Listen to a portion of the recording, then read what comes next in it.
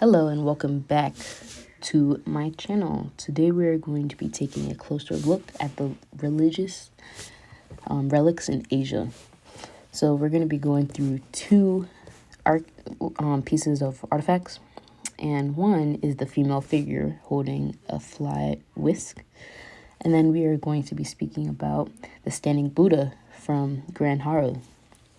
So we're going to go ahead and start off with the woman. She's actually from Patna, India, and they think that it's from the Amari period in the century 250 BCE. She is made out of polished sandstone, and she stands at 5'4¼ feet. So that's pretty large, if I do say so myself. And if you really look at her, you could first see that she's holding a fly whisk behind her right shoulder. And you see her accessories like her beaded necklace, and then you see the tiara on top of her head, and she had some earrings. Going down, you have the more prominent body features like her stomach, and you can see her belly button is really deep. And since we're looking at her skirt, you can see that there is a linear pattern of the ripples, how they draped it is in a linear pattern. And because of this linear pattern and she's facing directly towards us, it looks like she's in the position of authority. And since she is the spirit of fertility, I would assume that would be correlated. But you could also say that this contradicts her face, because her face is so soft and feminine and luscious. And that is because during the Mari period, they made a lot of these sculptures very soft and smooth, and you can see that throughout her whole body. And I also wanted to take notice of the hairstyle. She has a large bun in the back and a smaller bun in the front, in front of her tiara, and that's going to correlate later. But she's also often identified as the Dyarsky Yakski, and that means she's a spirit of fertility and abundance. So now we're going to be speaking about the standing Buddha from Gandhara, Pakistan, and this is during the Kushan period, during the 2nd and 3rd century BCE. And this is made out of gray stych, which is a fine-grained stone, and he is 47.5 inches, which is about 3.9 feet. So 4 feet-ish.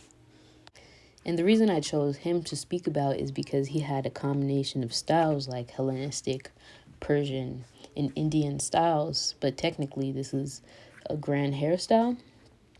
Compared to the female figure, he's like a foot, a little more than a foot under what she is.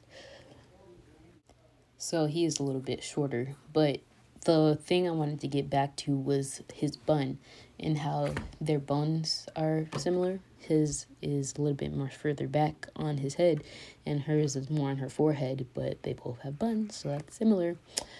And going down his body, you can see that his right hand is also being held up like the female figure. She was holding the flask, but his is more extended out to his viewer to bless them, I would suppose, maybe. And Buddhas are actually depicted as athletics, so you can see that through his broad shoulders, and the contours are being shown throughout his drapes. And I wanted to take note on the actual drape because it's a similar pattern as the female figure, but it's a different composition. So she was going in a linear position, and this one is going for a U. And the lower that you get, the more of a U shape that you have, like right here. And this is actually a style from Roman art, Roman sculptures. And you can see that their totes usually do that. And that is a naturalistic form. Looking at his left knee, which is bent, and that's for a relaxed position. And this is a Greek style from the Hellenistic era, contrapso. And some like the female figure, he's in a linear position, showing a sign of authority. He's just more casual, maybe.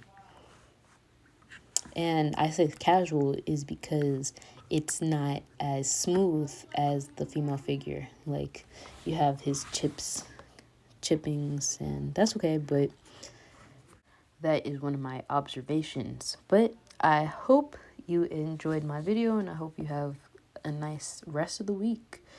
And see you next time.